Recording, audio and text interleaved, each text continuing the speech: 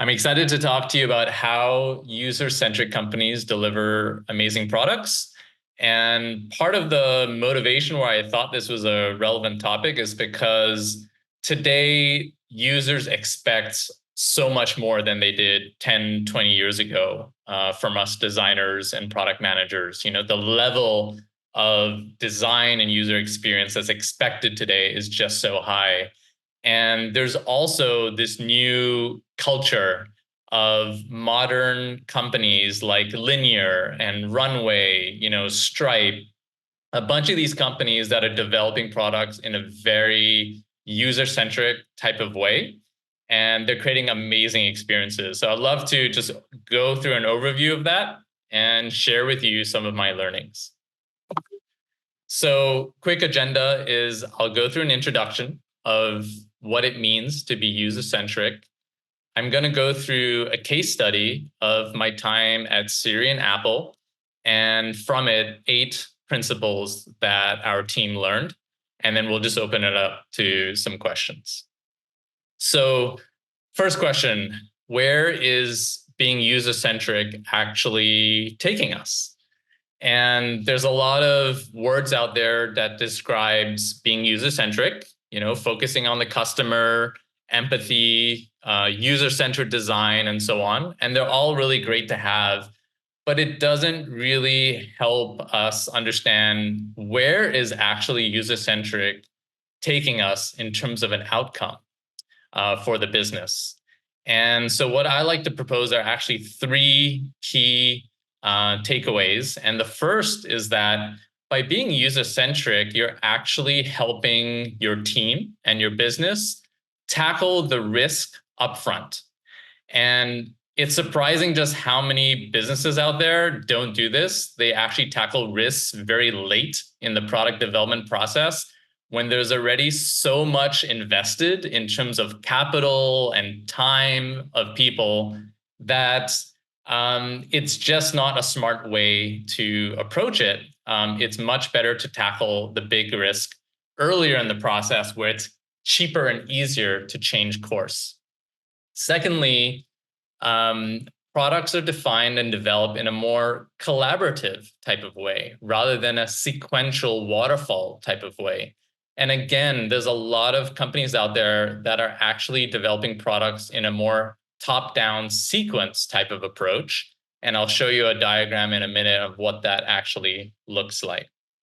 And the last key takeaway is around how to help your company and the users solve problems, not implementing new features. I think it's really easy to get caught up in feature after feature after feature. And we get caught up in delivering output, but not actually outcomes. And so we need a bit of a change in mindset when it comes to delivering outcomes and solving problems that users care about. And if you end up doing all of these 3 really well, what you end up is actually giving yourself a chance and your business a chance to really focus on this key metric of retention, where your users love the product so much that they keep returning.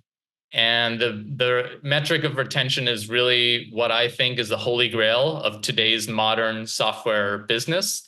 And I've shown an example of Apple here because I think Apple does a great job of selling iPhones on average every 2 years. That is their actual business model. And it's not that users need an iPhone, every 2 years, but they love the product so much that they end up coming back. And it's one of the reasons why Apple is a trillion-dollar company. So this user-centric approach is what I'm proposing is a very powerful approach. In fact, I see it as a superpower in your toolbox to really influence the business. And it's perfect for designers, product managers, customer support, the roles in the company that are very close to the customer. And it's really an opportunity for each of these roles to level up by embracing it. And what does it mean to embrace it? Well, the way I think about it is to actually be able to use this superpower to transition your company from the diagram on the left to the one on the right. And the one on the left represents a top-down sequential waterfall approach. And most companies actually use this. It's a bunch of people that get in a room, come up with some ideas. They create a business case for those ideas. It somehow gets on the roadmap.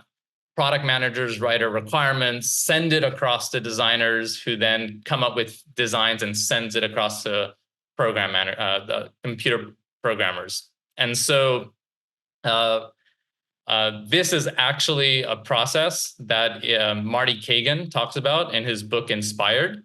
And he talks about this process actually leading to very high failure rates of products. And so the proposal is the proposal on the right, which is a continuous discovery and delivery process where discovery and delivery are actually happening in parallel with each other. And there's constant collaboration between users, between PMs, between engineers, and there is constant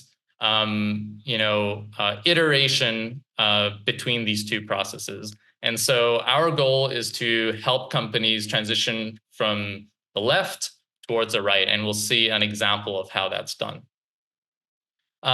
The best companies are the ones that actually talk to the users on a consistent basis. And I just drew up here 5 of my favorite companies.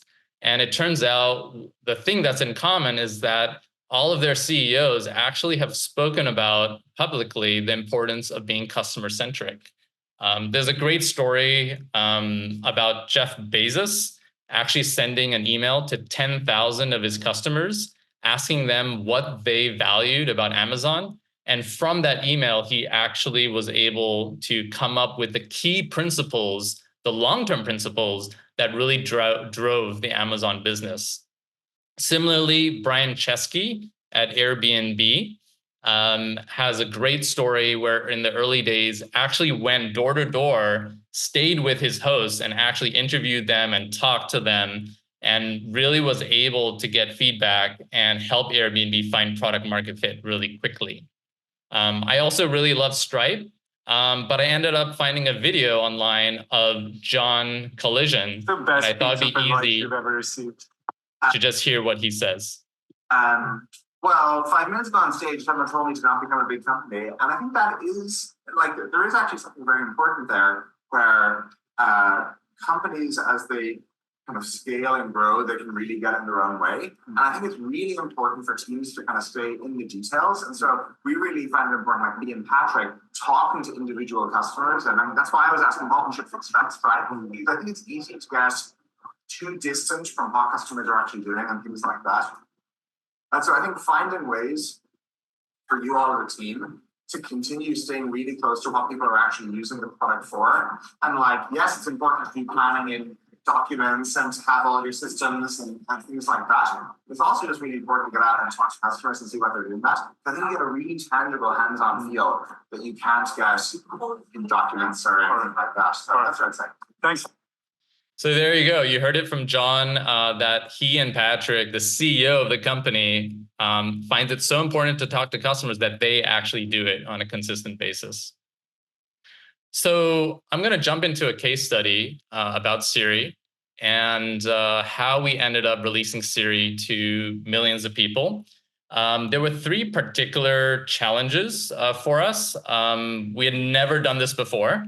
And yet the product had to work right out of the gate, right? And it had to work for millions of people, and it couldn't look stupid. I'm not sure if many of you remember one of the very first assistants about 20 plus years ago called Clippy from Microsoft. It was a little assistant inside of Microsoft Word. And unfortunately, it just ended up looking stupid a lot of the times. And we learned that it just doesn't build trust with the product. And so we couldn't afford to do this. We had to make sure that Siri was a success. And so there wasn't a lot of room for failure or even for learning in the public sphere. And so I'll talk about how we had to do a lot of that learning, talking to users privately and sort of behind the scenes. And one thing to know about Siri when I joined, when it was just a startup, is that it had a truly amazing technical team. And this team was able to just draw out these, amazing charts on the whiteboard, really detailed, figure out all the technical details and edge cases and all of that. But when I joined, something occurred to me, which is, wait, the product is actually a website on the iPhone. And this is a great opportunity for product and design to really come in and address what I have identified as the first principle, which is framing the question.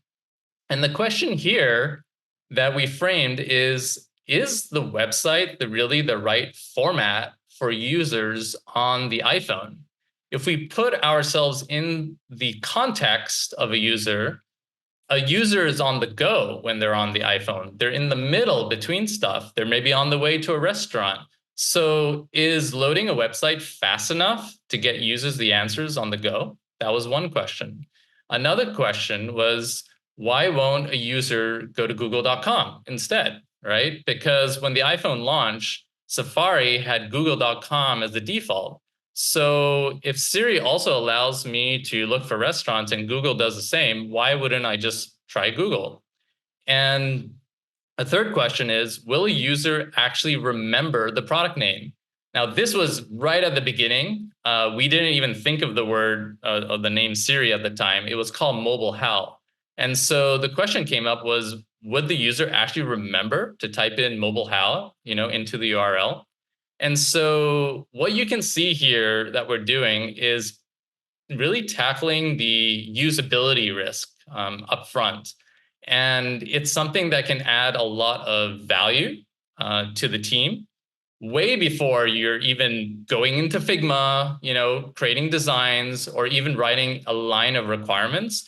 You're already adding value by just thinking through the perspective and the context of where the user is and framing these questions to your team. So this is something that I thought was really valuable and really helped the team think through these really important questions. The second principle, and the thing that we did next, is to actually start answering some of these questions through a beta testing program. And we did this program a bit differently. This program did not have any surveys, and it did not have any focus groups because we were not so much interested in what users said, but actually more in what users did and through what happens when the product is put in front of them. And so because Siri was a product that was positioned as a do engine for your weekend, meaning you could look for restaurants and events and movies and so on, I thought it'd be a perfect opportunity to bring Siri along on a field trip with me to a night out with my friends. And so I brought Siri along and got a chance to really ask Siri a few questions. And it turns out I learned a lot of interesting things in just a few minutes. The first thing I learned was that typing was a real pain. Like, it was super slow. And it wasn't really able to keep up with the conversations that were happening with my friends on where should we go eat, for example. And so what I noticed happened was that while I was typing and while Siri was still thinking and still loading to give me results, the group actually already decided. And it took about 30 seconds for the group to decide that. And that makes sense because, hey, we're out and about, we're with a bunch of people, everyone's talking. And so decisions and conversations are moving really fast. The other point is that when Siri actually did give us some results, they were good, but they weren't great results. It wasn't like the answer that we really needed at the time. And so what this set of observations really helped us do was to synthesize that into really key insights that drove the user behavior behind Siri. And some of those key insights was that, hey, look, Siri needs an alternative input. Text is not going to work. We need a faster way to speak into the phone, for example. Another is the user needed Siri to really keep up with the group conversations. We're not looking at a user who's sitting at a desk and having all the time of the world on a browser to do what they want. They're in context with other people. Those conversations are happening, and so Siri needs to act fast. And the third is that Siri needed to really deliver great results. And we learned that it's much better if Siri can deliver one really great result than 10 good results. And so this really helped us get to a set of requirements and direction for the team that told the team that the Siri really needs to be fast and more accurate.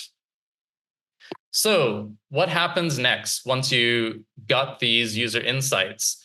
You would think that you would just go straight into building, but there's actually one important step that I like to highlight, and that's really the ability to share these user highlights and to evangelize these insights and really make it cross-functional. And so here's an example of a sharing session I had with Dan. Dan is part of the business development team. And so you're probably wondering, like, why would product and design team be talking to the business development team? Like, what's the connection there?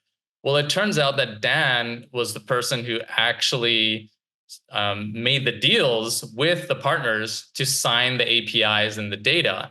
And so by understanding that users really needed a fast service, Dan was able to prioritize the APIs and the data sets that were able to return data in a really fast way.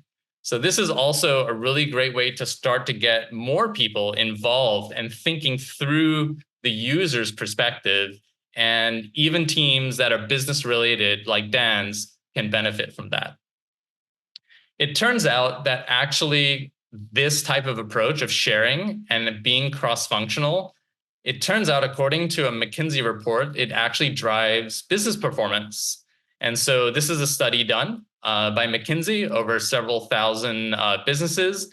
And you can see here that the more cross-functional the design team, in other words, when design teams are actually going out and talking to the marketing team and the business team and other departments, it actually ends up driving business performance across a number of different metrics, all the way from revenue growth to profitability and to user centricity. And so the message here, the learning, is to really have designers get out more, talk to the CEO, talk to the business and marketing departments, because there's an opportunity here to be guides to design, not its gatekeepers. And there's a great quote by this executive as part of the study where he said, "We used to tell designers what to do. Now they're showing us what is possible, and it's just so much better." So there's an opportunity here to really flip that relationship around, where business was before telling designers what to do, but now designers are actually able, through being user-centric, through their processes, actually able to show the business what is actually possible.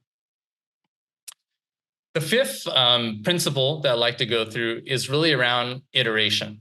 And I'm sure many of you have heard this before, but to be able to accelerate your learning and to develop a deep knowledge on the user is something that I found to be invaluable. And so we took the insights and the learnings, we shared it with the rest of the team, and now we went back to the drawing board and we came back to our users with a new app. And this app was a native app. It was not a website. It was working fast, it was more responsive, and it also had speech. And so we went back to our users, back to the setup that we had, and we found out some new things. Again, really quickly, Siri is much faster. It can finally keep up with the conversations.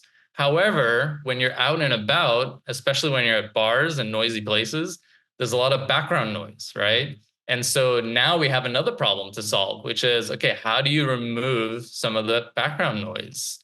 And another thing we notice that we didn't notice before, which is that the results that Siri were to give, it was kind of hard to read while you're also juggling a conversation with your friends, right? Again, you're not sitting in front of a desktop where you can take your time. You're out and about. And so that's what helped us understand that we needed a more glanceable, type of UI where you're sort of juggling multiple things, out and about and the results at the same time. And so there's really an opportunity here, I feel, during this iteration process where you as a designer and even the product manager can really establish yourself as the expert. And through these iterations are able to be the person in the company that really understands user issues, their pains, their desires, how they think, and even things like how they decide to buy, which is super important and relevant for marketing and the business side of the company. And so it's really about understanding why our users actually behave in the way that they do. And this is what helps, at least I found, informs so many of the decisions that must be made every day, right? There's countless of decisions that you have to make around the product, around trade-offs, and having that understanding, having that depth of knowledge of the user made it so much easier to make these decisions. And another thing about iteration that I found to be really interesting is that it's really a process of trial and error. And it turns out that trial and error actually leads to significantly higher project success rates. Nassim Taleb, who is the author of Black Swan, and one of the most important thinkers of our time today, actually says that trial and error outperforms the collective knowledge of experts. And I just thought that was mind-blowing, because what it means is that now any of us, all of us, have access to a really high-performing process that outperforms even the best experts that are out there. And how does it work? It works by establishing very frequent and fast feedback loops with users so that you end up making mistakes in a much more quick and cheap type of way, right? And it turns out from a book, How Innovation Works by Matt Ridley, where he actually talks about the history of innovation and how important trial and error was in innovation by helping teams outperform other teams that had smarter and bigger budgets. So I think many of us have heard about the Wright brothers and the invention of the airplane. And it turns out the Wright brothers actually didn't have any budget for inventing the airplane. And they were competing, they didn't know this, but they were competing at the same time with this other team that was funded by the US government. And we only know now that the Wright brothers succeeded. And Matt Ridley in his book makes the case that they succeeded because they were willing to fail. They were willing to find that error. And that's because they were willing to try something new and something different. And being able to do that allows you to actually find an innovation and have a success in your project. So principle number 6. So by this point, you've done a lot of your beta testing, you've done some, insights, you've synthesized it for your team. But at the end of the day, all of that really comes down to taste and judgment. And one of the key messages that I've heard and I've learned over the years is to really trust your own taste and judgment, to actually use your intuition and your opinion to distinguish between what is a good product and what is a great product. And this is particularly important in a world which values data and AI. And there's some great examples of companies out there that have been doing this successfully. For example, Kari Saarinen of Linear, who was actually an ex-Airbnb designer, currently the CEO of Linear, which is one of the fastest growing startups and actually a company that is delivering a really customer-centric type of product. And he says that his approach at Linear is that they validate ideas and assumptions that are driven by taste and opinions rather than the other way around, where metrics are driving decisions. And I think this is a really important takeaway. It's almost like a counter culture to what is the standard status quo. But it's something that I think is really important for designers and product managers to really trust their taste and judgment, because you often will surprise yourself how you can find empathy with users, and you can find the answers just by asking yourself a few questions. And it turns out that Linear's process is very similar to what I spoke about. They don't do A/B tests. They do beta testing. They observe the feedback from users, and then they iterate. And the whole goal around this process is really to help the team find that conviction within themselves, that that particular change or that particular feature is really, truly great. And that's something that I'd really suggest and recommend, is to use this process, but to use it to actually find the conviction yourself, whether you think that particular change or feature is great.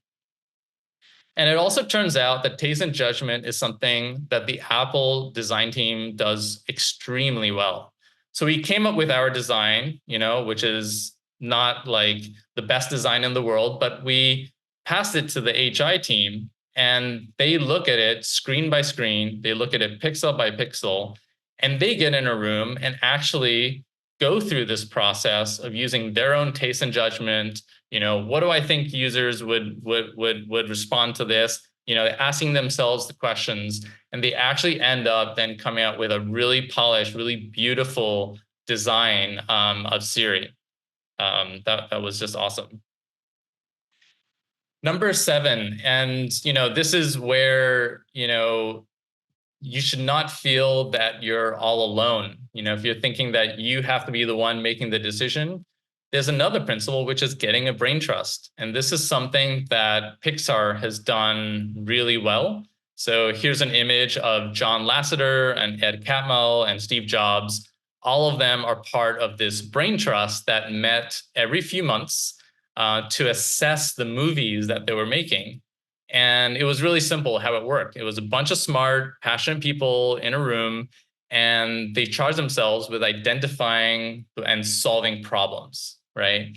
And so this is something that you can do at any point, is get together a group of your most passionate customers, any advisors or experts that you trust, and create a space where they can really give you candid feedback.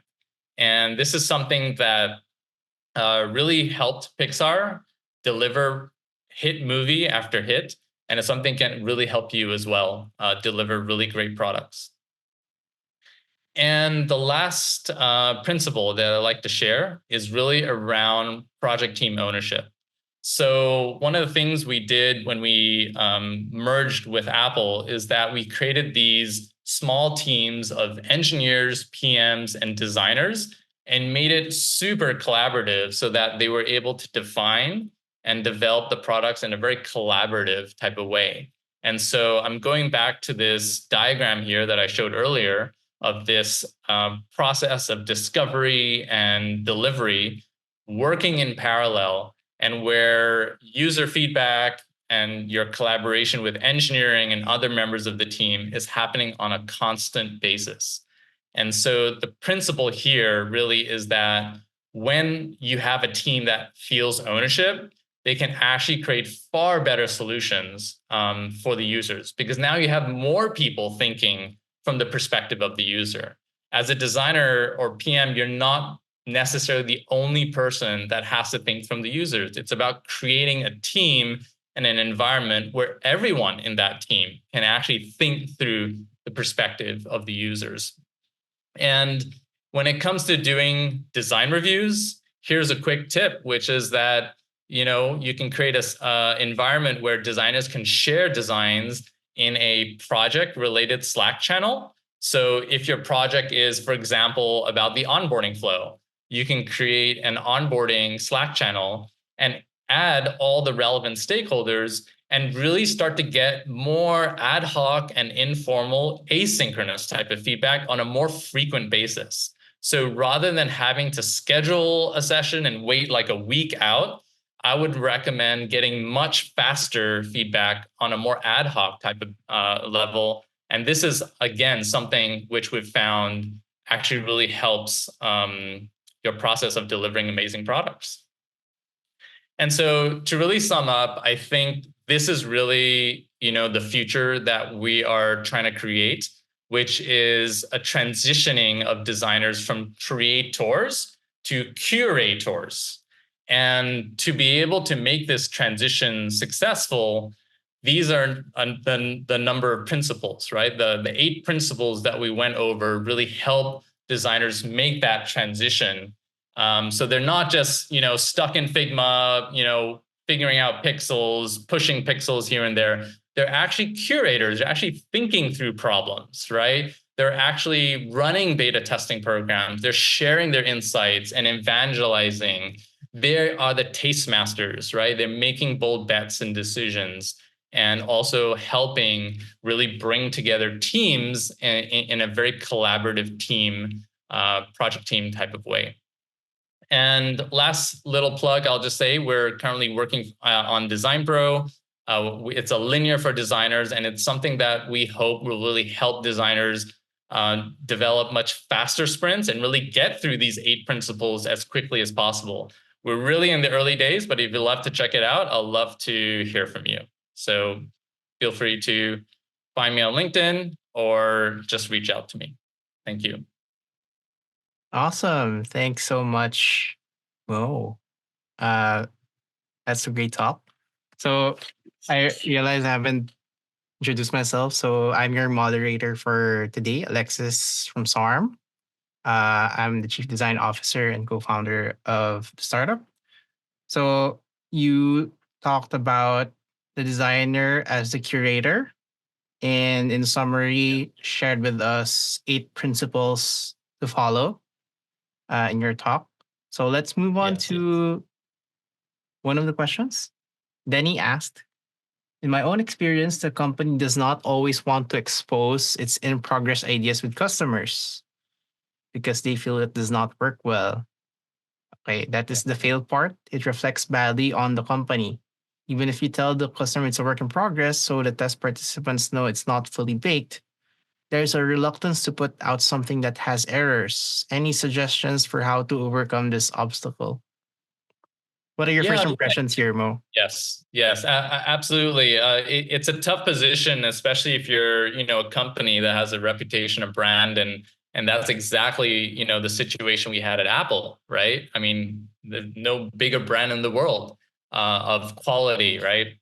But we got around this problem at Apple by creating a safe community, right? And we call this community the trusted friends and family community. It was essentially our beta testing program. And it's really important to set the expectations here that, hey, we're coming out with some new stuff. It's going to break. It's not going to be perfect. But you get a chance to really look at the new, stuff we're working on and participate in that. So as a designer, it is about creating or designing that community, right? Designing that safe space for you to fail and to set the right expectations. And so I think there can be a beta testing, trusted tester community. You can call it what you like, but the idea is that they get access to the new stuff. And, this stuff is not tested. It's not, polished, but they still get to participate, right? And that's really cool that they get to do that. So if you can play on that, if you can leverage their excitement to really be part of this early, skunk works type of community, perhaps that can work for you. Speaking of community, right, and you talked about safe spaces, what does it take to build that? Because I could imagine that the designer isn't the only one doing that, right? Like it's a cross-functional effort, especially coming from the top as well, right? If you want a customer-centric culture. Yeah. Yeah, I actually wish I could tell you there was some sophisticated way, but honestly, it's really about getting on the platform that makes most sense to your community. So if it's Discord, create a channel on Discord.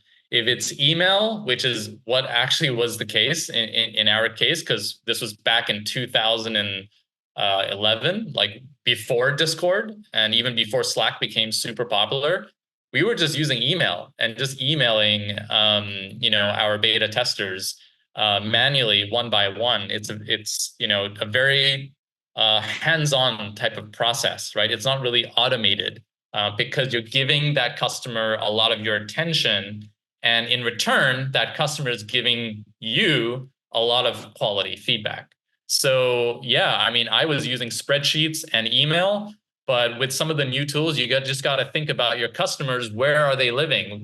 What is the modality that they're most comfortable in? And I would do that. I would do whatever is easiest for them to feel safe, to be comfortable, and to go with that.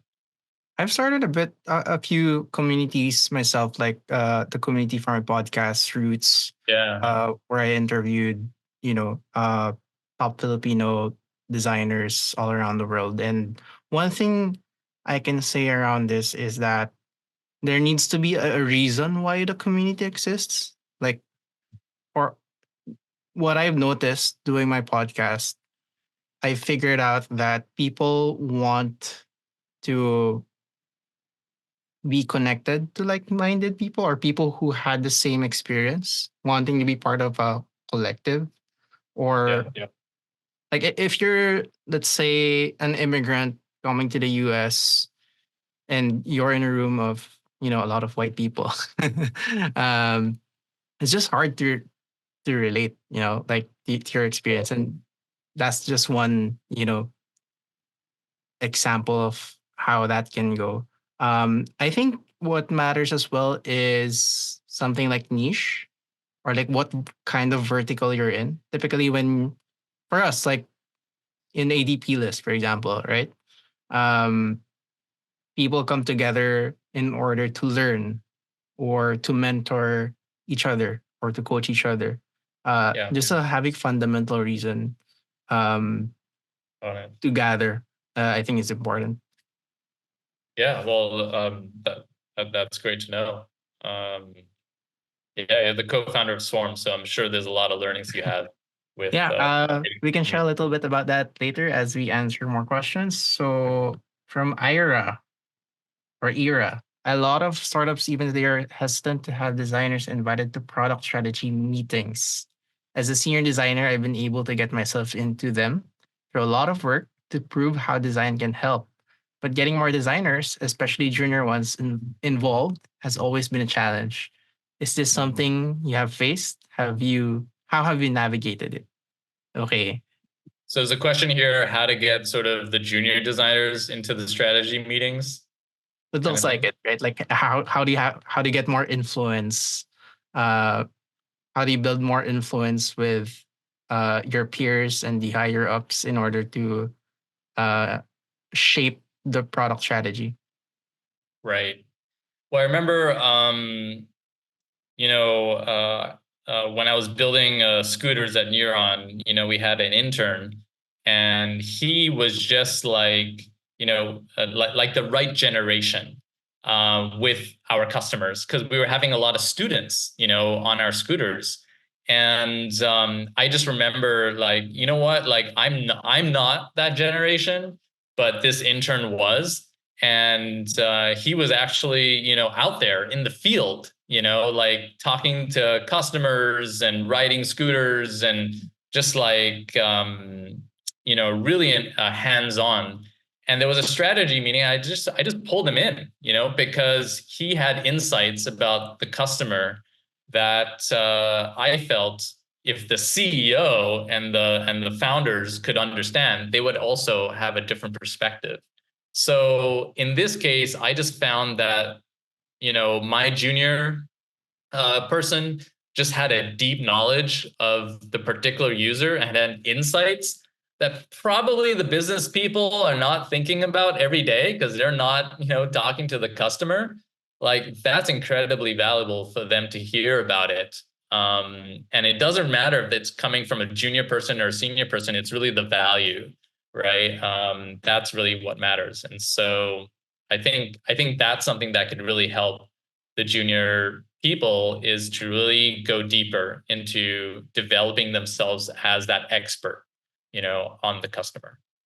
All right. So I think I missed one question from Julian, and he edited it. Say we have the product and design already. What would be a great way to break the ice and get quality feedback from the engineering team before building it? I come from an experience where engineers just follow what's written in the requirements, but I do want them to get more involved in the product and design process. Oh, this is a spicy one. Yeah. I think there is a tendency for all of us just to slot into our roles, right? Just to do what the job description says. And one thing that I found that really snaps us, out of that, is really involving them in the conversations with customers, right? Bring them out. If your customer is out there and you're doing a site visit with them, take the engineer with you, and they will get a perspective. They will almost see a new dimension, so that they can't help but get involved. They can't help but participate, in the process.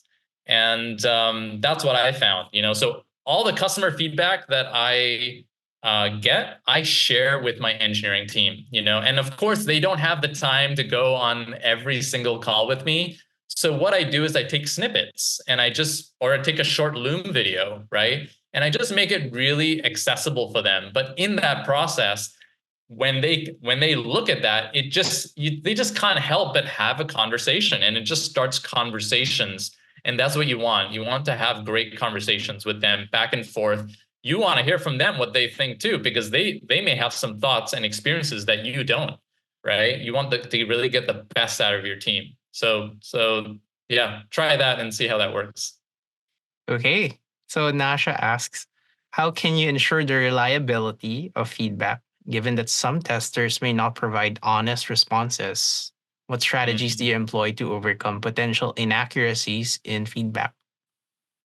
So look, I mean, at the end of the day, you can only do your best in creating a safe space to get candid feedback. That's really what you want. But if you're not getting candid feedback, I think as you talk to your users, you will see patterns. You don't need to talk to 100 people to find the pattern. You will start to see what's real and what's not really real.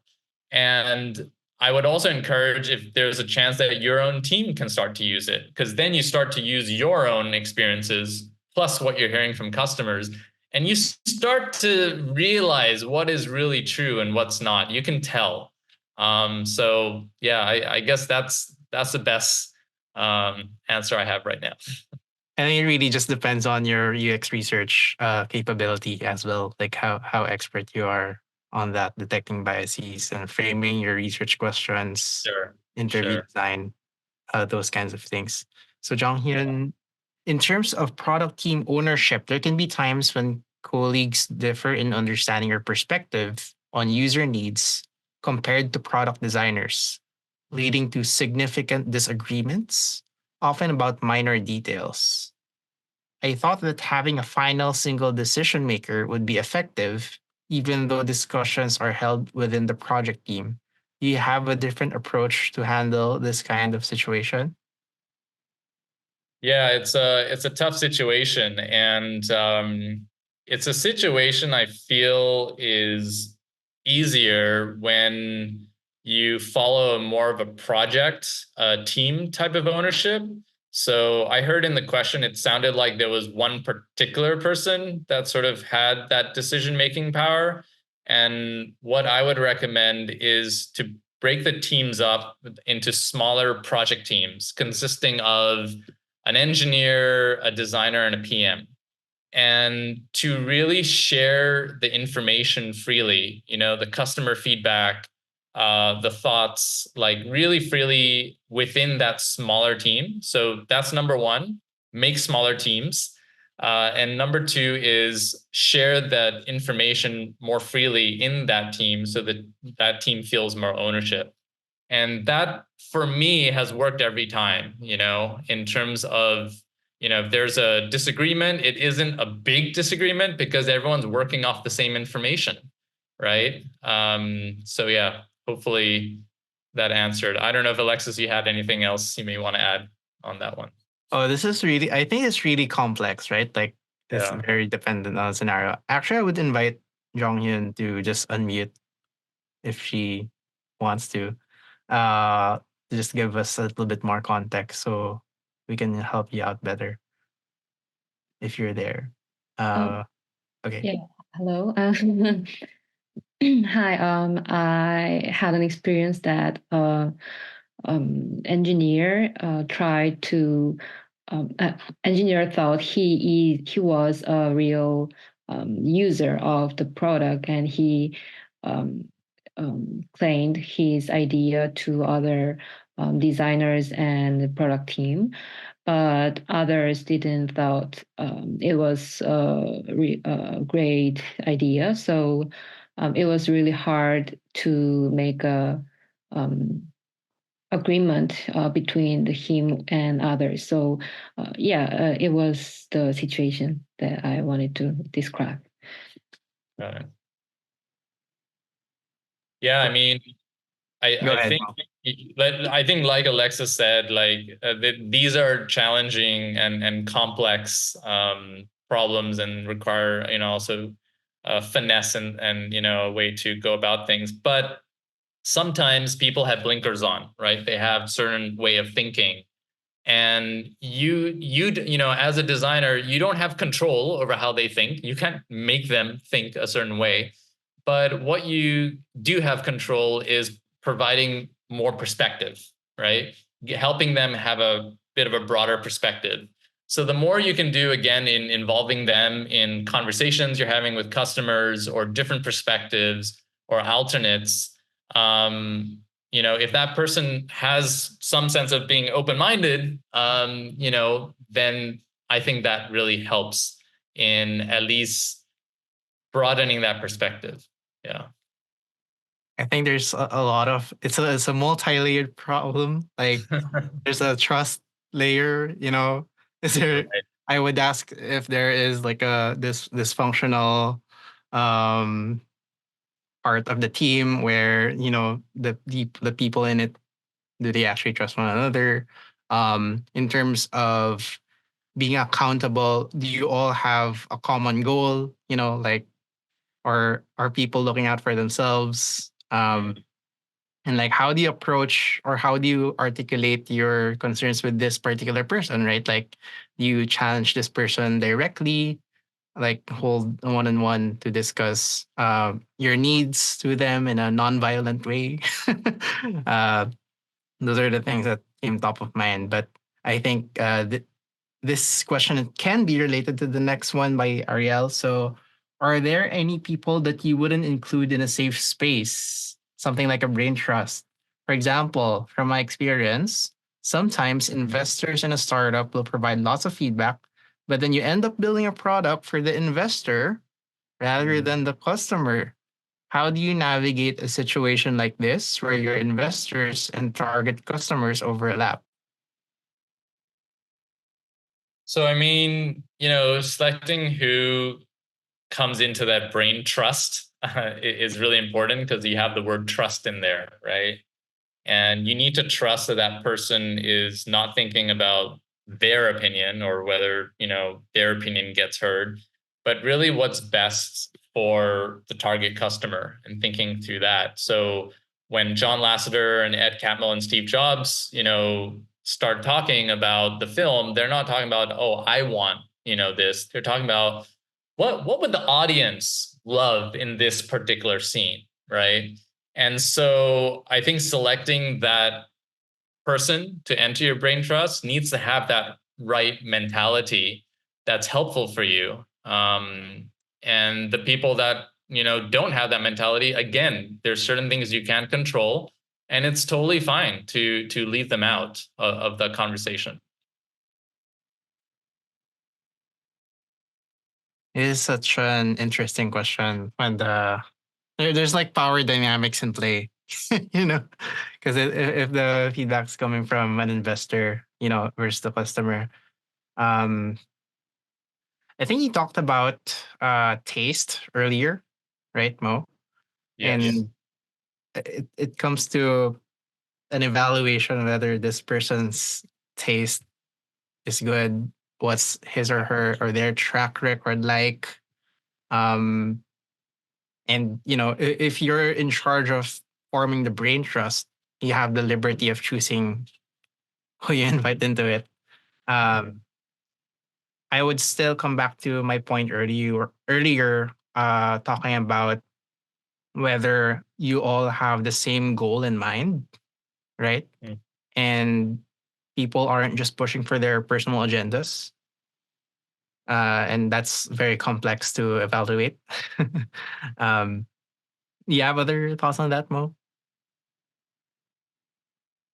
No, I mean, I think having that common goal, and I would think of it as also like common values,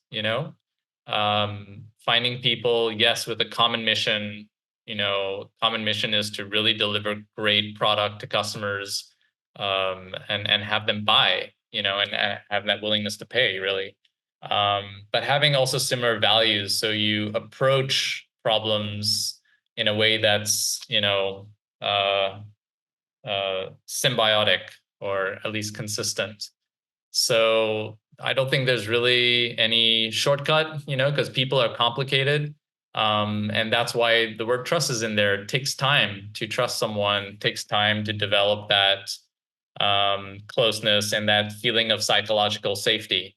But it's really about inviting people where we have that level of trust, safety, common goals, similar values, and working really closely with them then, to collaborate.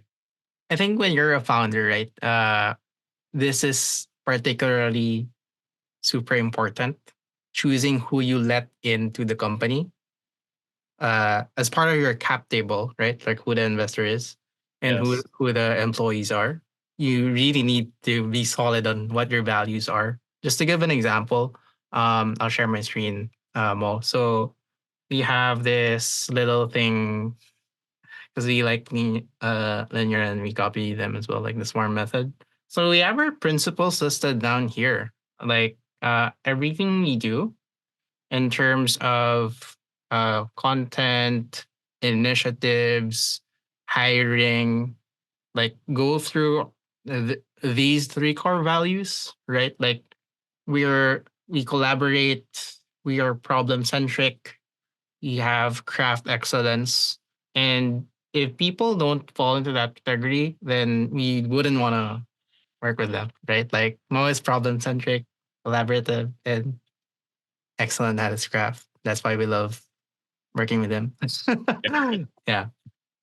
Yeah, and I think another way to think about this in a simple way is who is your audience, right? And you cannot have everyone as your audience. If you have everyone as your audience, it means you're doing everything okay, but nothing really great. You're not really making a stand somewhere. And so, like pop stars, actresses, products, like they all have their own audience. There's some people that really love, particular person, but there's some people that really don't. And I think it's okay. You got to be comfortable with you talking to someone that, okay, hey, look, this person is not my audience. That's fine. Move on. Keep going until you find your audience. And I think that's really what helped me know who to listen to and who not to listen to. Though I have to say it's an art to know who is your audience and who's not your audience. So there is a learning curve, but honestly, you just got to dive into it. I don't think there's a book that can teach you how to read people. You just got to, talk to people, and sometimes you'll be right, sometimes you'll be wrong. That's part of the process. But the more you do it, the better you're going to get. You just got to start. Yeah. All right, we have reached time. Thank you so much, Mo, and everyone who has listened in. Thank you to ADPList, Utkarsh, if you're there. Thank you so much for helping organize this with us, for us. If anyone is interested with Swarm, we are a community of fractional consultants. And our thing is we help design consultants build teams with other hives on Swarm. So you can tackle on more complex projects. If you're interested in that, you can visit this link and apply as a hive. And yeah, Mo, do you want to plug your Figma tool?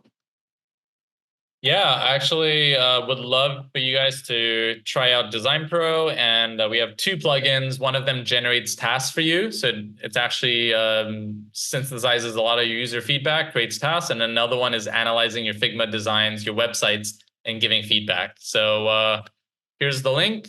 Check it out, and you can send me what you think. All right. Thank you so much, everyone.